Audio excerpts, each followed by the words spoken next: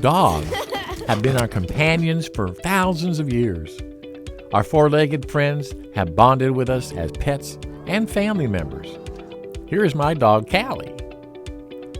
They perform many roles for us humans, such as helping hunters, assisting police, and aiding disabled people. This influence on human society has given them the nickname man's best friend. For the canine handlers in the U.S. military, dogs are a soldier's best friend. Since World War I, tens of thousands of dogs have served in the U.S. Armed Forces alongside their handlers in canine units. War dogs have served in combat, saving thousands of lives of our military troops. Let's meet Sergeant Stubby, Chips, Nemo, and Cairo next on Marking History.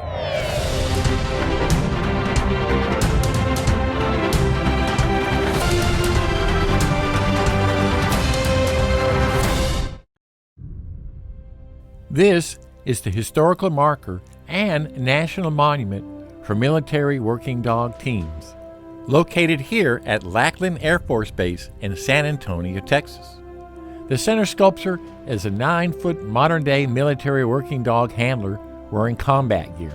It's fitting that this national monument was established here because this Air Force Base has been the recruiting and training facility for the U.S. Armed Services Military Working Dog Program since 1958. The story of dogs in warfare is an old one, stretching back to antiquity. In ancient times, large Mastiff breeds would be strapped with armor or spiked collars and sent into the battle to attack the enemy. Dogs were part of Attila the Hun's forces in his 5th century European conquest. In the Middle Ages, knights outfitted dogs with canine armor. During the Civil War, hounds were used to protect, send messages, and guard prisoners. These dogs are not mascots. They are highly trained and proficient four-legged soldiers, Marines, airmen, sailors, and Coast Guardsmen. So why do we use military dogs? Maybe because a dog has the ability to detect enemy targets with exceptional accuracy compared to humans on the battlefield. Over the course of many years and millions of dollars of military spending, nothing has been proven more effective against hidden bombs than the nose of a military working dog. The idea of specific military working dog training programs did not become popular until World War I.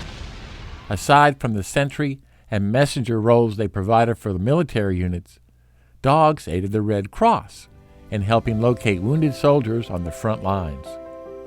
Known as mercy dogs, these animals would find incapacitated wounded soldiers and alert handlers by bringing back a piece of clothing or displaying other signals.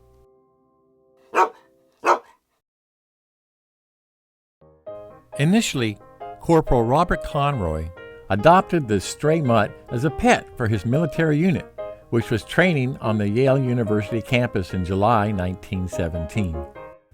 Soon, Stubby became the unofficial mascot of the 102nd Infantry Regiment, U.S. Army. Once in France, the 102nd went straight into the trenches, commencing 8 months of serious combat.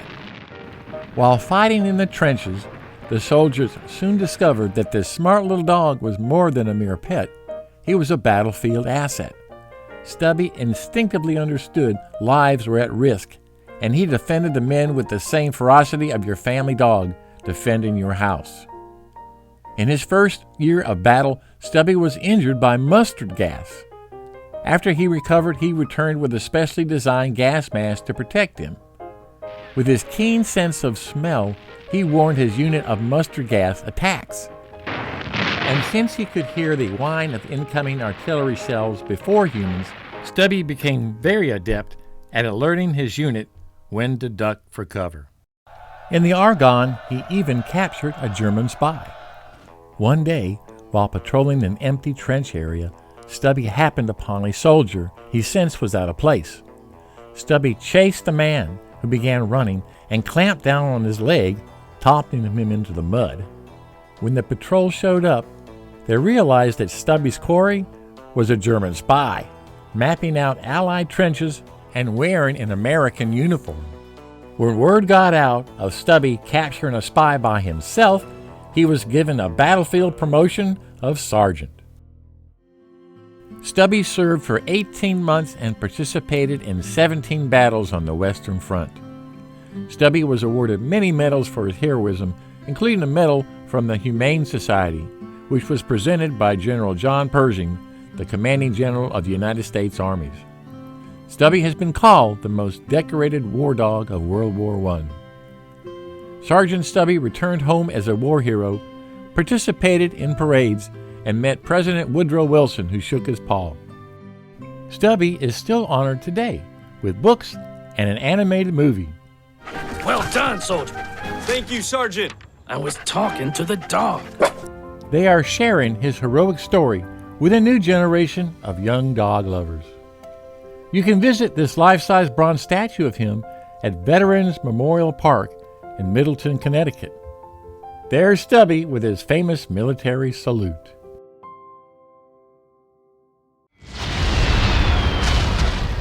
Following the attack on Pearl Harbor and the entrance of the United States into World War II, a small group of civilian dog enthusiasts approached the Army about creating a program that would utilize the special traits and skills of man's best friend. Mrs. Aileen Erlanger founded the Dogs for Defense organization in January 1942.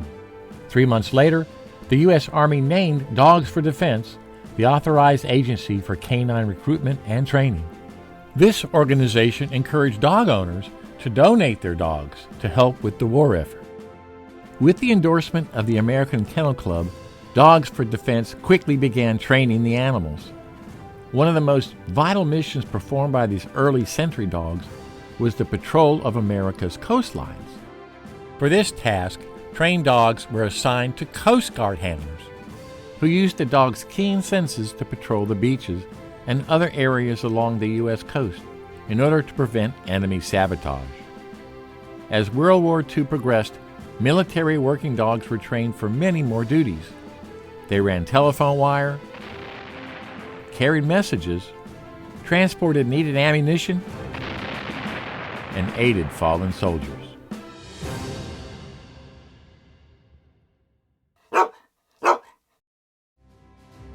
In August 1942, the Wren family enlisted their family dog Chips, a German Shepherd Collie Husky mix, into the Army, participating in the new Dogs for Defense program.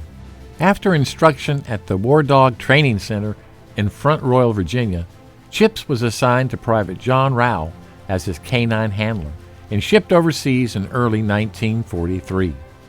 Chip's first big assignment was guard dog duty at the Casablanca Conference for President Roosevelt and British Prime Minister Winston Churchill in January 1943. Then it was on to Sicily. In the pre-dawn hours of July 10, 1943, the 3rd Infantry Division landed on the shore of southern Sicily for Operation Husky, a major World War II campaign to take back the island. Among the troops that hit the beach was the 30th Infantry Regiment, including Private John Rowell and his sentry dog Chips. At daylight, the platoon began working its way inland. Suddenly, a machine gun opened fire, hidden in what appeared to be a nearby peasant hut. It was really a camouflage bunker. Rowell and the rest of the platoon immediately hit the ground, but Chips broke free from his handler and raced into the pillbox, snarling all the way. After a lot of noise inside the hut, the machine gun fell silent. One Italian soldier came out of the bunker with Chips at his throat. Rowell called him off before he could kill the man. 3 other Italian soldiers followed outside, holding their hands up above their heads in surrender. Unfortunately, Chips was wounded in the action. Luckily, medics treated Chips and released him to Private Rowell later that day. That night, while on guard duty, Chips alerted Rowell of an infiltration attempt by 10 Italian soldiers. Together, they captured all 10. Within days, the story of Chips' heroics had swept through the division. Chips gained notoriety for other acts during the conflict, including a public meeting with General Dwight D. Eisenhower in 1945. When the future president bent down to pet the service dog to thank him for his bravery, guess what? Chips bit him. Eisenhower didn't know that Chips had been trained to clamp down on humans he didn't know. Chips was discharged in December 1945 and returned to the Wren family. The story of Chips lives on through an award-winning book and a popular Disney movie, Chips the War Dog. Now, who can resist a dog story about the importance of home, friendship, and loyalty during one of the most challenging times in American history? About 5,000 U.S. war dogs served in the Vietnam War. The United States War Dogs Association estimated that these combat dogs saved over 10,000 U.S. lives in Vietnam. The buildup of American forces in Vietnam during the mid-1960s created a huge need for sentry dogs at United States Air Force bases in Southeast Asia. Within a year of deployment, attacks on several bases had been stopped when the enemy forces were detected by military dog teams. Captured Viet Cong told of the fear and respect that they had for the dogs. The Viet Cong even placed a bounty on the lives of handlers and dogs. On December 4, 1966, Tan Son Nhut Air Base in Saigon was attacked by a large force of Viet Cong commandos. After the assault, enemy stragglers remained hidden. Air Force Airman Robert Thronberg started out on night patrol with his war dog Nemo to find these enemy stragglers. Suddenly, the German Shepherd's ears shot up and his body stiffened. He sensed the intruder before Thronberg saw him. Thronberg turned Nemo loose. The Viet Cong fired several shots. Thronberg took a hit in his left shoulder, and Nemo took one on his nose and lost his right eye. Nemo still attacked the enemy, which gave Thronberg the precious minutes he needed to call in reinforcements. After Thronberg fell unconscious, Nemo crawled on top of the soldier's body to protect him from harm, and there Nemo lay, guarding his handler. Thronberg recovered from his wounds and received 2 Purple Hearts and a Bronze Star Medal. Nemo recovered at the airbase before retiring from active duty. Nemo returned to the U.S. as the first ever sentry dog to officially retire from active service. Yet his service to his country did not end there. Nemo became the face of the K-9 Corps and helped recruit thousands of dogs into military service. Nemo passed away in 1972. His permanent gravestone is inscribed with his name, serial number, and a reminder of his heroic exploit.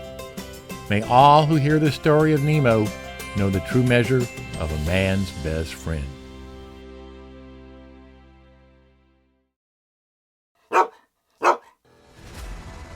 On May 2, 2011, 2 stealth helicopters flew from Afghanistan into Pakistan on a secret mission called Operation Neptune Spear to raid the compound of Osama bin Laden. Perhaps the most astonishing detail to emerge from the raid was the presence of a most unusual soldier, a dog named Cairo, a Belgian Malinois who had gone through the K-9 equivalent of SEAL training. When the Black Hawk helicopter landed, Navy SEAL and K-9 handler Will Chesney unleashed Cairo to search the perimeter for bombs and escape tunnels while SEALs invaded inside the compound. After a 10-year hunt, bin Laden, the most notorious terrorist in the world, was found and killed. Cairo kept the crowd outside at bay while the SEALs grabbed what intel they could, documents, computers, videotapes, and photos. 36 hours later, the SEALs were back in the U.S. meeting with President Obama. Until that moment, Obama hadn't even known that Cairo existed. Every Navy SEAL got a Silver Star for the bin Laden raid, except Cairo. Though little is known about the exact actions of Cairo during the operation, he was the only military dog to be part of one of the biggest military operations in modern history. Today, there is a huge demand for military dogs. So the American Kennel Club has formed the Detection Dog Task Force to examine how to assist with this national security issue. So, what's the future like?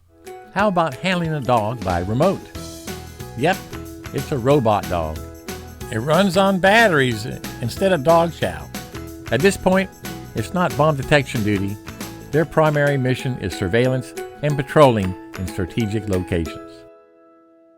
March 13th is recognized as National Canine Veterans Day, honoring American military working dogs who have served and sacrificed since World War II. Let us never forget our war dog heroes. If you like this video honoring our war dogs, please subscribe to our channel and leave a comment below. We salute all military working dogs for their service in the name of freedom.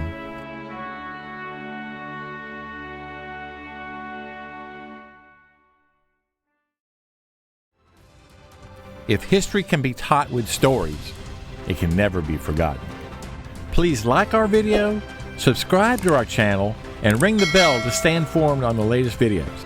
And don't forget to leave your comments and suggestions below for what markers you want to see next.